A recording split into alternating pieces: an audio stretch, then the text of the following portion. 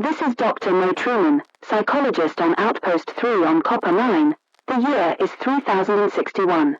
This recording concerns the psychological condition of Ryan Redwood, currently employed at this outpost as a mechanical technician and maintenance specialist. Ryan Redwood has been stationed on Copper 9 for an extended period of time. According to his personnel file, he has maintained a consistently high level of occupational performance throughout his assignment. However, his psychological state has become increasingly concerning. Mr. Redwood has displayed persistent symptoms of stress since his arrival. He frequently expresses concern regarding his son, Tom Redwood, who remains on Mars under the supervision of caretakers. According to his colleagues, Ryan Redwood writes to his son every weekend without exception. This behavior, by itself, is not considered abnormal.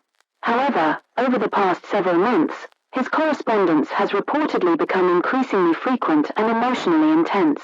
He has also demonstrated symptoms consistent with prolonged grief.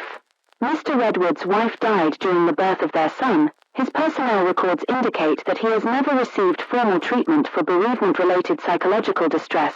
Until recently, he remained functional despite this, that appears to have changed. Yesterday, Mr. Redwood was assigned to conduct a routine inspection of the cryogenic storage facilities.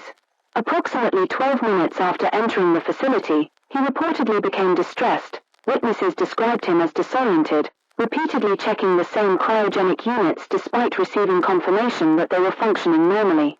When approached by another technician, Mr. Redwood allegedly asked, "Did you hear her?" He would not elaborate.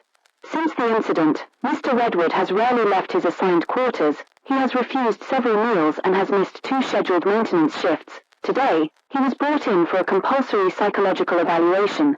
During the evaluation, Ryan Redwood displayed signs of severe anxiety, difficulty maintaining eye contact, and what appeared to be prolonged periods of dissociation. At approximately 1 hour into the session, Mr. Redwood began drawing on the examination table. He repeatedly produced the same symbol, a circle with an X through it. He continued drawing it despite being instructed to stop.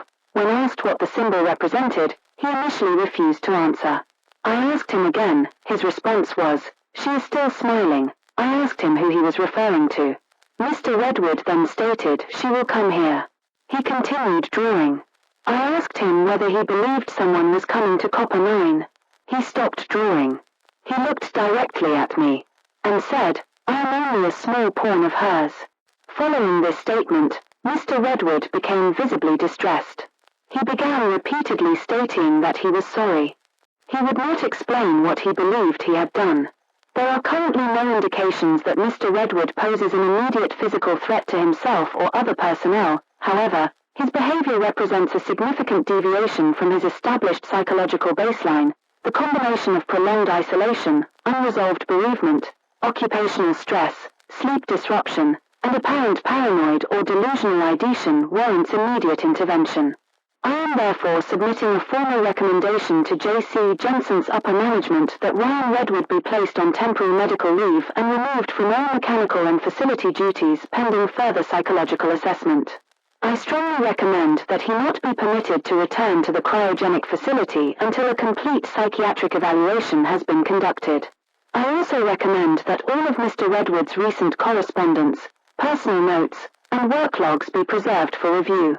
There is one additional matter I am documenting for the record. When I returned to the examination room approximately 20 minutes after the session had ended, the symbol was still present on the table. Mr. Redwood had drawn it 37 times. I did not authorize him to continue drawing after the evaluation. I asked the attending technician who had remained outside the room whether Mr. Redwood had been permitted back inside. He said no. I am ending this recording.